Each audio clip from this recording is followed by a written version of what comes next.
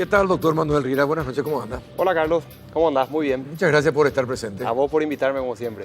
¿Qué tal, doctor Ricardo Preda? ¿Cómo anda? Todo bien, saludos a ti Carlos y a la audiencia. Bueno, estábamos hablando con Juan Ernesto Villamayor y le preguntábamos cuáles serían los principales puntos en donde daría el tono el próximo presidente de la República, y mencionó la justicia. Por encima de la educación, por encima de otro, la justicia. Que el cambio de la justicia, volverla confiable, podría ser uno de sus principales legados. Y los traje a ustedes justamente para hablar sobre esto. Para mí, fundamentalmente, uno de los grandes fracasos en los últimos 15, 20 años en este país es el sistema de justicia. Y como ustedes entienden del sistema de justicia, le quería preguntar, caballeros, ¿dónde tendría que justamente dónde podríamos poner todos la atención para transformar el sistema de justicia? Bueno, yo creo que el sistema de justicia no es solamente los jueces que están actualmente en los cargos, sino es todo el sistema, todos los operadores. Eso nos incluye a nosotros, a los abogados que litigamos. Y decir que voy a cambiar la justicia y olvidar la educación es una cuestión que desde mi punto de vista son un tanto contradictorias, porque realmente... Bueno, en realidad no lo dijo que iba a olvidar la educación. No, dijo también que todo se complementa, ¿verdad? Claro. Pero que el acento lo iba a poner en la transformación de la justicia. Bueno, y ahí en el tema de la transformación de la justicia hay que ver en un verdadero Estado de Derecho en cómo puede el Poder Ejecutivo influir en el cambio de la justicia. Porque ahí viene el tema de...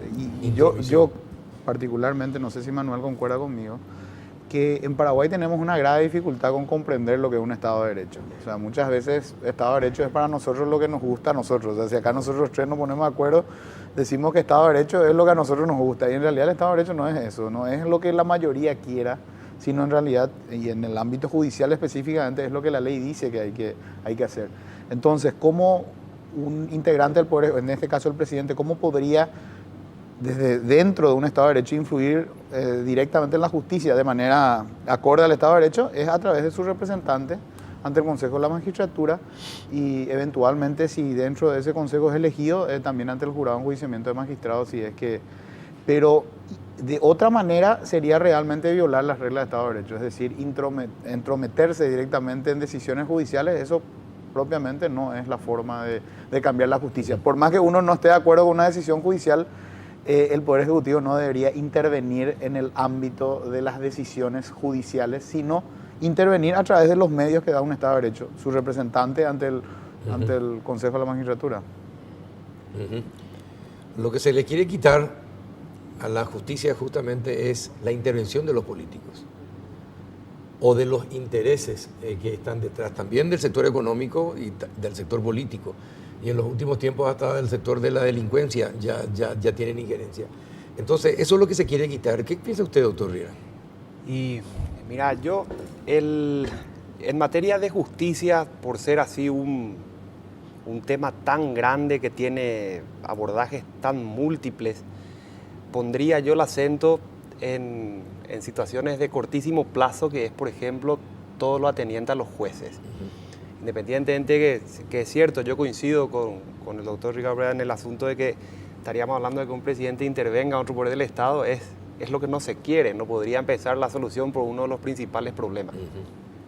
Pero sí es cierto que a través del Consejo de la Magistratura, que ya dio señales de hacer un buen trabajo en el gobierno con la presidencia anterior, se garantice un esquema de selección transparente, estos reglamentos que se están haciendo ahora para los fiscales generales, para los ministros, también se vayan publicitando y transparentando en toda, digamos, la jerarquía de la selección de los jueces, sería una gran tranquilidad para el que hace su trabajo. ¿Por qué? Porque la dependencia del poder político de alguna manera se ve mitigada, en el sentido de que yo soy más independiente porque pongo mis fichas en depender de mi propia capacitación, de mi propia preparación, sí, de mi experiencia en atender ciertas cosas. Eso es lo que yo haría en materia de jueces. Cómo los elegimos sería un grandísimo avance, y ahí sí, sin violar intervenciones algunas, el Ejecutivo puede, con un buen representante en el Consejo, lograr eso. Dentro del poder que sacan los jueces, que es el jurado de enjuiciamiento, si bien puede llegar a ocurrir lo propio.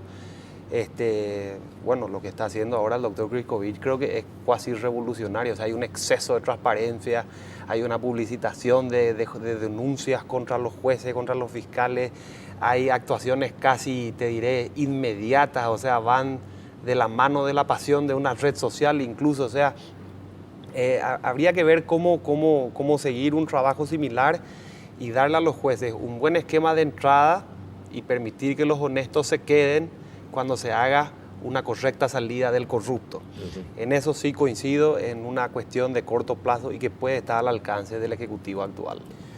El tema es que la gente no confía en la justicia.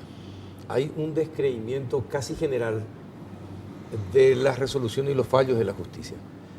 Y eso es peligroso para la institucionalidad del país. Porque nadie confía en uno. Es como una última alternativa, pero uno ya se va entregado porque cree que allí no va a encontrar justicia, donde justamente debe encontrarlo. Entonces, ¿cómo cambiamos eso? ¿Eso es una cuestión de percepción o es la realidad? Es la realidad. Es la realidad, entonces. Esa es la realidad. Entonces es más grave todavía. Sí, eso es ya no es una cuestión de percepción, es la realidad. Entonces, ¿cómo recuperar la confianza? ¿Cómo lograr que gente honesta esté en el Poder Judicial y que sus resoluciones sean la evidencia de que se hizo todo de acuerdo a lo que establece la ley? Mira, una de las opciones, la hablábamos la otra vez tomando un café con Luis Godoy Bogarín, sí, sí, célebre expresidente del Colegio de Abogados y uno de los tantos curtidos por sufrir el Poder Judicial en carne propia tantos años. Coincidíamos que no solamente va a pasar por el mecanismo de la selección de los jueces, sino que también el poder de selección vaya perfilando de otra manera el juez a elegirse. Y ello quiere decir inclusive poner el énfasis en que la persona que vaya a entrar al Poder Judicial venga no poluida dentro del mismo poder que se quiere cambiar. O sea, quizás sea preferente poner el énfasis en quien está afuera. Hoy tenemos candidatos a ministros de la Corte que provienen de afuera, gente que ejerce la profesión hace mucho tiempo sin necesariamente haber formado parte del Poder Judicial.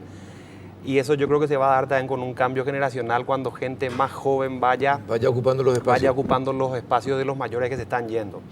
Entonces, si Luis tiene razón en algo, es en el asunto de pensar en el famoso outsider, que podría ser una solución para todo el esquema de poder que se quiere cambiar con opciones que vengan desde afuera. Esa es una opción que se puede explorar desde el cambio de perfil de los reglamentos en el propio Consejo y está al alcance del Ejecutivo, ¿verdad? Ya que hablamos de él. O sea, eso se puede hacer también. Y doctor, ¿usted qué piensa? Bueno, cambiar o poner a las mejores personas en el órgano que selecciona los miembros del Poder Judicial definitivamente sirve como ayuda para mejorar. Pero, como decía un profesor, la selección se va a hacer sobre la oferta que hay.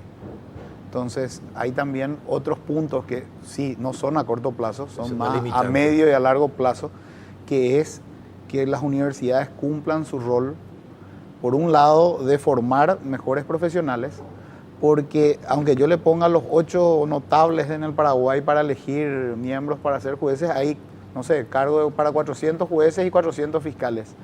Y realmente existen profesionales formados en todos los aspectos como para ocupar todos esos cargos. O sea, nosotros muchas veces vemos así algunas circunstancias concretas y decimos, ¿por qué no le eligió al mejor? Sí, pero está bien, hay 10 de los que se presentan, cuáles son realmente los que cumplen con los requisitos. Y ahí sí puede intervenir el Poder Ejecutivo con cuestiones presupuestarias, con cuestiones de modificaciones de ciertas que insten a los mejores a participar también para un cargo, no tal vez importante como fiscal general o ministro de la Corte, para cargos inferiores como fiscal o juez de primera instancia, pero porque existe algún tipo de motivación, tanto económica como también profesional. En otros países, y también ocurre el movimiento de funcionarios dentro del Poder Judicial. O sea, una persona es formada por el Ministerio Público muchos años y luego cambia a ser juez. Cambia a ser juez, sí.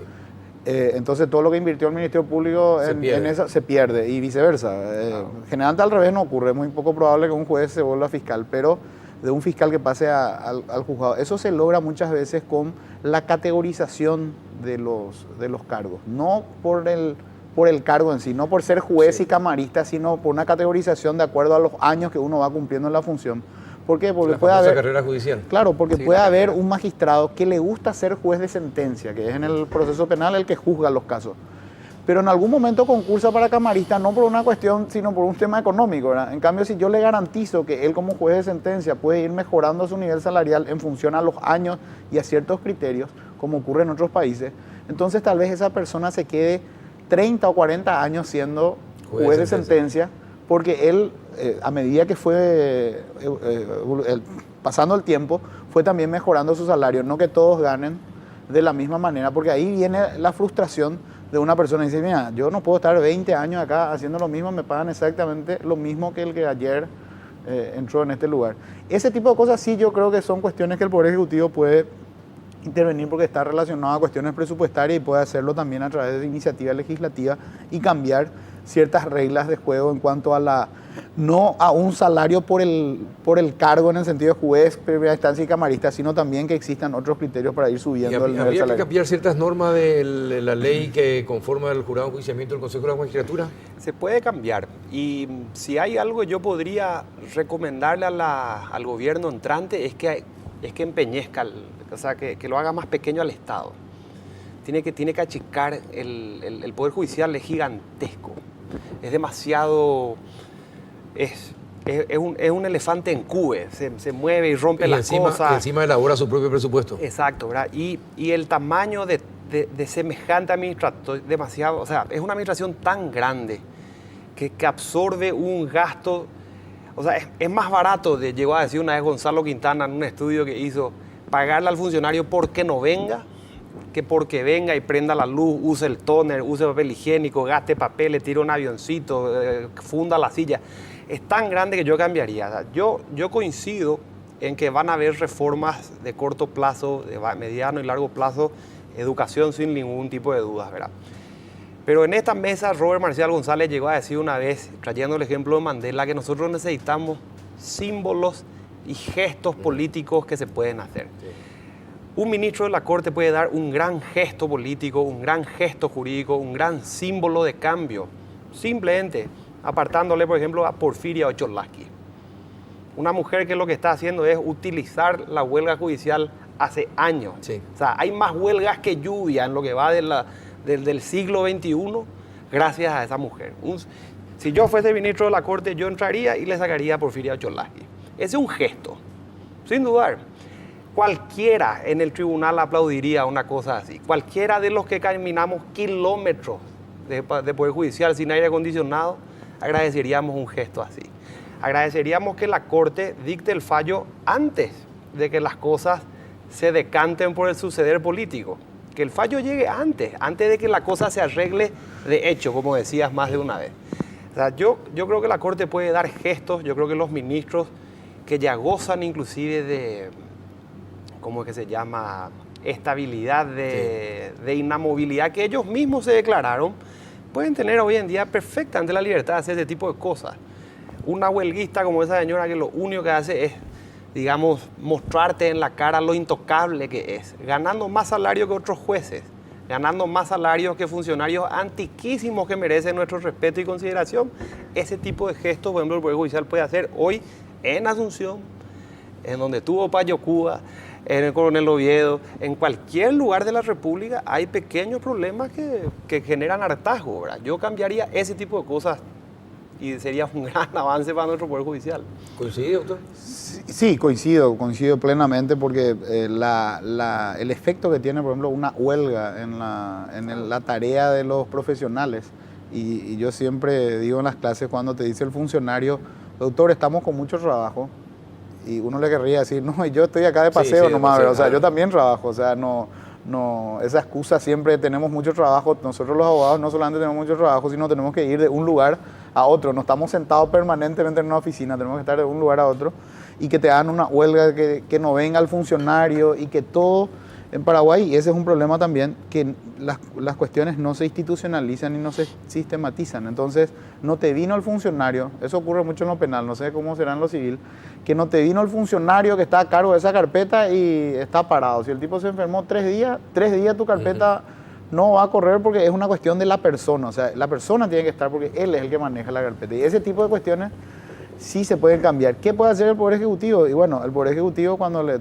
toque la oportunidad de tener un representante, tratar de seleccionar a las mejores personas y en el caso de poder impulsar a través de sus legisladores algún juicio político de quienes consideran no deben permanecer ahí, esas son las herramientas dentro de un Estado de Derecho que él puede... Bueno, ustedes hablaban que ustedes también... ¿Y ustedes qué pueden hacer? Los abogados, ¿qué pueden hacer para mejorar la institucionalización del sistema judicial? Y yo creo que debemos tener más honestidad intelectual muchas veces en cuanto a reconocer que el fallo es correcto, aunque no nos favorezca. Muchas veces eso también ocurre que y hay que hacer una autocrítica como profesionales, que el fallo no le es favorable y no es capaz de explicarle al cliente que realmente el fallo tiene una lógica y que si bien la posición de uno era distinta y el fallo no le puede culpar a la deshonestidad al juez ni a ninguna otra cosa rara, porque, y acá voy a disentir un poco con Manuel, el tema también de esta cuestión de la justicia es un tanto también de percepción. O sea, ¿qué pasa? Sale un fallo en contra y el abogado le puede decir al cliente, no, acá se vendió el juez. Claro, se justifica. Claro, en realidad uno debería, como un buen abogado, antes de tomar el caso, le debe explicar al cliente todas las hipótesis que se pueden presentar. Y si el caso es débil, le tendría que hacer mucho énfasis en que el caso es débil y que una solución posible es que el juez salga, en cuanto el fiscal salga en contra. Entonces, porque si yo genero la desconfianza en el sistema, yo como abogado, yo mismo estoy conspirando contra mi trabajo. ¿Cierto? Porque así como un día el juez me sale en contra, otro día me puede salir a favor, pero si yo mismo estoy contribuyendo para que ese juez no tenga credibilidad. O para generarle sospechas de corrupto. A una persona que yo sé que es honesta. Y bueno, sí. ese es un defecto que nosotros podríamos yo creo que corregir.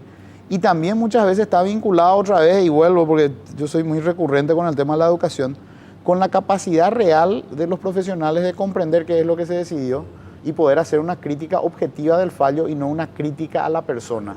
O sea, este juez bandido, este fiscal bandido, sino decir, mira, este fallo no es correcto por estos motivos. Independientemente de los juicios de valor que uno quiera hacer sobre la persona, pero no transmitir eso ni al cliente ni a la opinión pública cuando en realidad el fallo pudo haber sido correcto. Y muchas veces, y eso sí realmente molesta, yo puedo entender de un juez, un fiscal o un camarista que tenga cierto temor en tomar decisiones porque la opinión pública y porque el jurado le puede caer encima. Pero yo particularmente, un ministro de la Corte Suprema, no puedo esperar que agache la cabeza ni siquiera ante ustedes, o sea, ante los periodistas. No, totalmente. O sea, un titular de un medio de comunicación no puede cambiar una decisión judicial. No debería, ni siquiera de un juez de paz.